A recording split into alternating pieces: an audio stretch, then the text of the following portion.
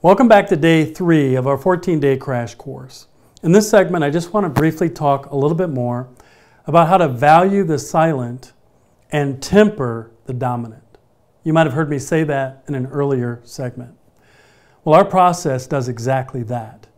And again, often, the dominant are the ones that typically end up making the decisions. You ever been in a meeting and somebody who is so dominant and so angry and so vocal that everyone else just sits there and doesn't say anything?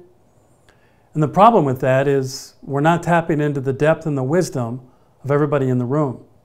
And we would have saved your organization a lot of trouble and maybe a lot of cost and a lot of poor decisions if we would have tempered the dominant and we would have extracted wisdom from the quiet or the silent. And just because a leader has been given a title doesn't mean that they have all the answers and they're always right.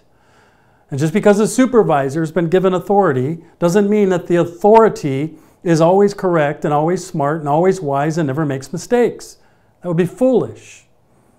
We value the insight and the wisdom of all people equally. The smartest person in the room is the person that realizes they're not the smartest person in the room.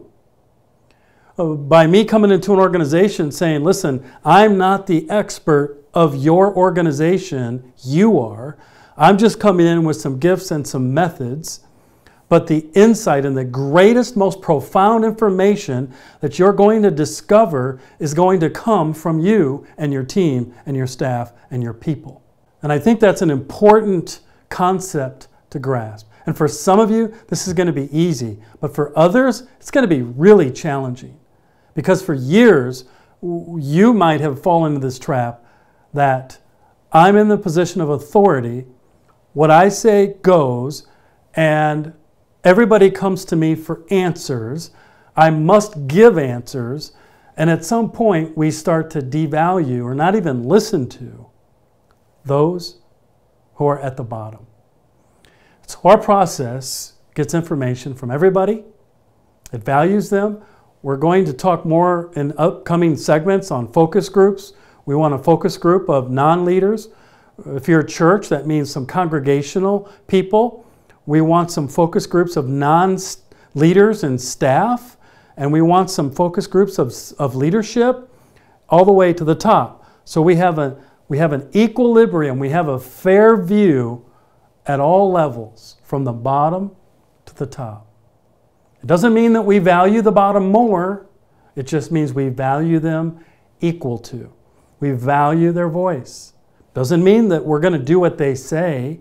It just means we're bringing their insight to the table.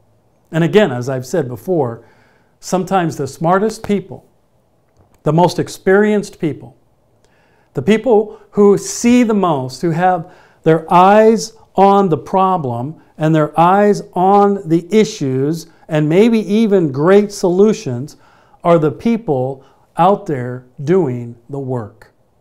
The people at the bottom, the assembly line, if you will, in a company. Could be some congregational people in a church. It could be somebody at a non-leadership level. And it certainly could be someone at a leadership level. But we want to value everyone. Our process requires it. Our process provides it. If this is not a good fit for you, you do not want to value people at the bottom, and you do not want to work your way up, then this whole program is probably not going to work for you. And that's okay. But that's what this is. We want to temper the dominant.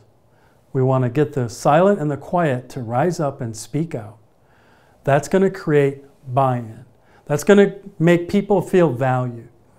Lastly, you have to remember one of the number one reasons people leave an organization, whether it's church staff or whether it's companies. And listen, I've trained hundreds and hundreds and hundreds of churches, and I've worked in hundreds of companies in the corporate world.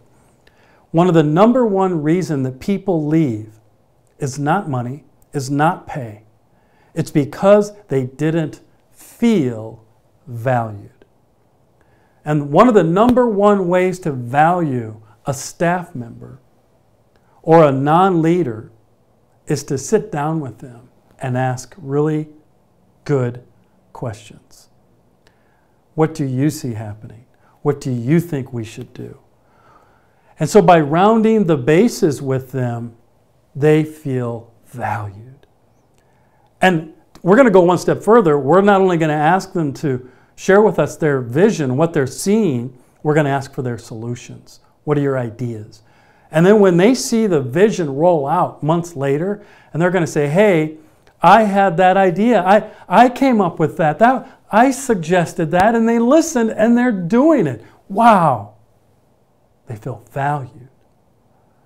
It's not always going to be that way. We're not always going to do what they suggest, but much of the time, and I've been doing this a long time, much of the time, the solutions that come from people at the bottom, or the silent or the quiet, the solutions that they provide are the very solutions that we implement.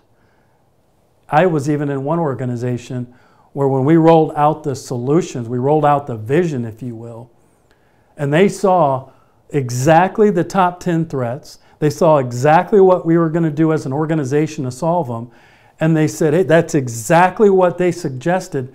They started to cry. It was an emotional, wow, that's how much they believed in me.